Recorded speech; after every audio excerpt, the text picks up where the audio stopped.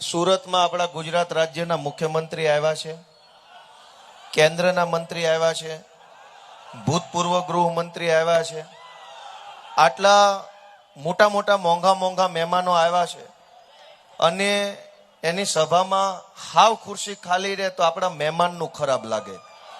અને એટલે મારી એકલી વિનંતી છે કે ભલે મત દ્યો ન દ્યો પણ થોડાક જણા ન્યા જઈને બેહો, થોડાક અહીં ઉભાઈ, થોડાક ન્યા જઈને બેહો. આમાં શું છે, ખરાબ દેખાય. થોડાક મિત્રોને વિનંતી છે કે ન્યા જઈને મત ભલે ન દે એનો વાંધો પણ ન્યા બેહો થોડાક.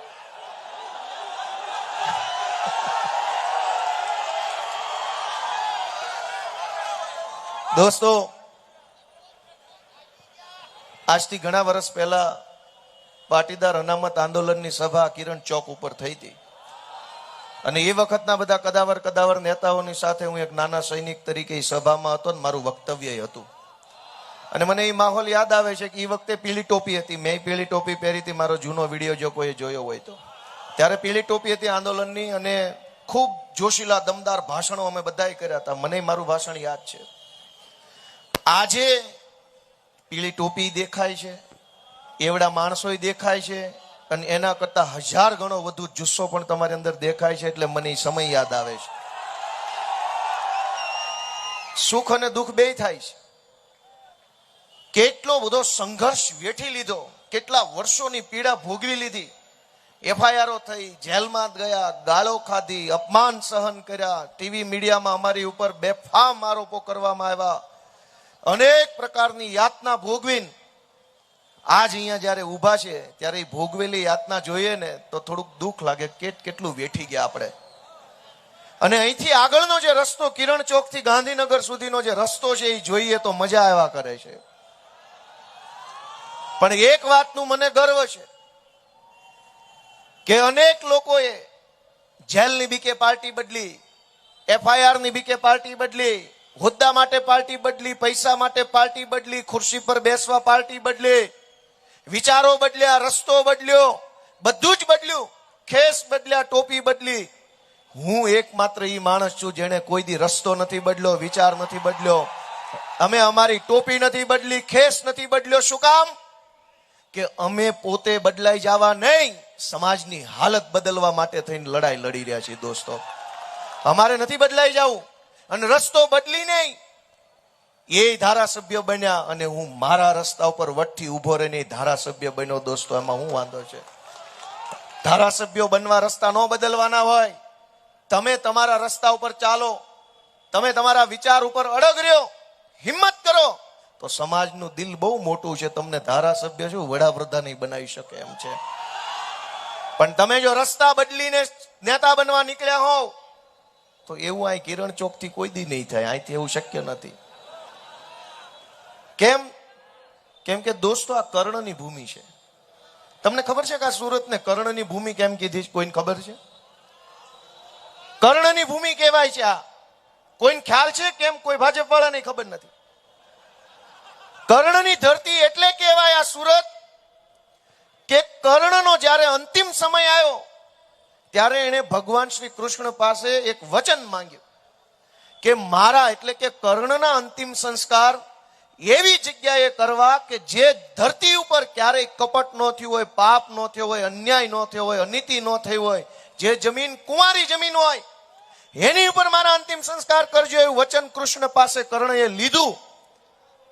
અને આપણા ઈષ્ટદેવ ભગવાન શ્રી કૃષ્ણએ એવી ધરતી તરીકે સુરતને પસંદ કર્યું કે આ સુરત એવી ધરતી છે જ્યાં કપટ નથી, પાપ નથી, અનીતિ નથી, અન્યાય નથી. એટલે કર્ણના અંતિમ સંસ્કાર અહીંયા સુરત થયા. ભગવાન શ્રી કૃષ્ણએ પણ આ ધરતીને એવી ધરતી માની કે અહીંયા કપટ નહીં, પાપ નહીં, અનીતિ નહીં, દુરાચાર નહીં, એવી જમીન છે.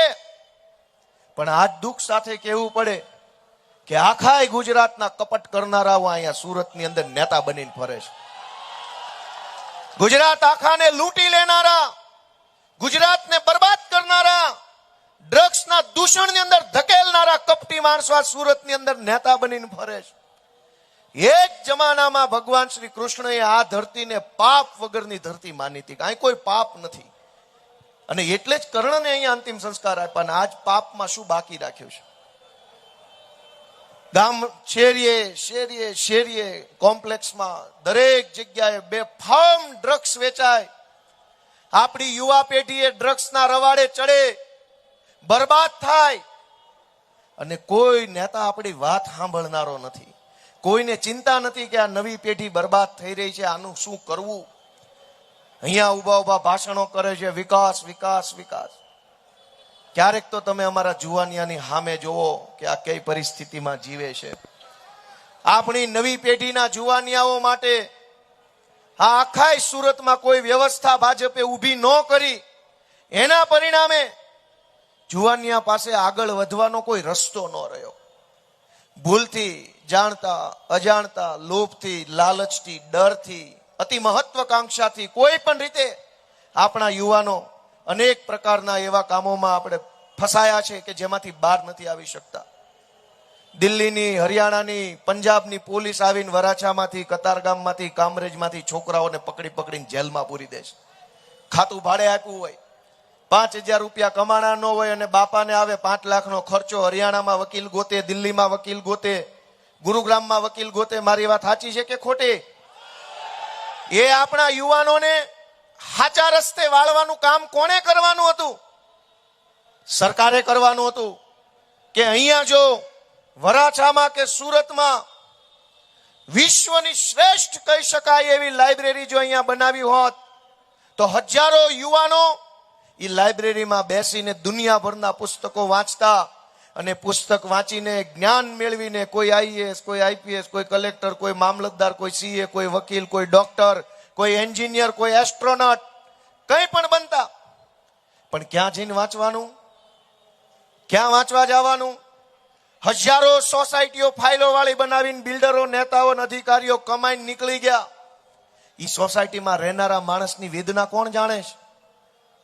તમે જોવો કે અનેક સોસાયટીઓ આખા વરાછામાં, સરથાણામાં, પૂણામાં, કરંજમાં, કતારગામમાં હજારો સોસાયટીઓ ફાઇલ વાળી. જે મકાનમાં આપણો જન્મ થયો એ મકાનના માલિક જ આપણે નહીં. એનું નામ વિકાસ? કે જે મકાનમાં આપણે 2 પેઢીથી રહેતા હોઈએ એ મકાનના માલિક આપણે નહીં. શું કામ? કે આજથી 20-30 વર્ષ પહેલા બિલ્ડરે, ભાજપના નેતાએ અને અધિકારીએ ત્રણેય મિલીભગત કરી પૈસા ખાઈ ઇલીગલ સોસાયટીઓ મન ફાવે એવી રીતે જ્યાં હોય ત્યાં બનાવી નાખી. કોઈ રસ્તાના ઠેકાણા નહીં, રસ્તાની પહોળાઈના ઠેકાણા નહીં, કાટખૂણે રસ્તા પડે નહીં, એક રસ્તો સીધો ક્યાંય જાય નહીં, આમ સાપસીડીની જેમ રસ્તાઓ, સાંકડી સાંકડી બજારો, સાંકડા સાંકડા મકાનો, ગાળા ટાઈપના મકાનો, આ બધું જ બનાવી બિલ્ડર નેતા અને ભાજપના નેતા, બિલ્ડર ને અધિકારી ત્રણેય પૈસા કમાઈ ગયા. આજે મકાનોમાં રહેનારાની હાલત ત્યાં મુખ્યમંત્રી નજરે આવ્યા છે તો જોવા તૈયાર નથી. 30 વર્ષથી ભાજપની સરકાર છે. આપણા જુવાનિયા માટે લાઇબ્રેરી નહીં.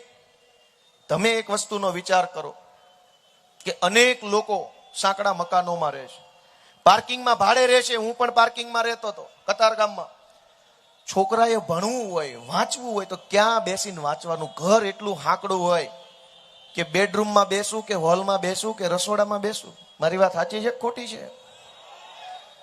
છોકરાઓએ શાંતિથી વાંચવું હોય, JEE, NEET ની પરીક્ષાની તૈયારી કરવી હોય, કંઈક કરવું હોય તો ક્યાં જાય?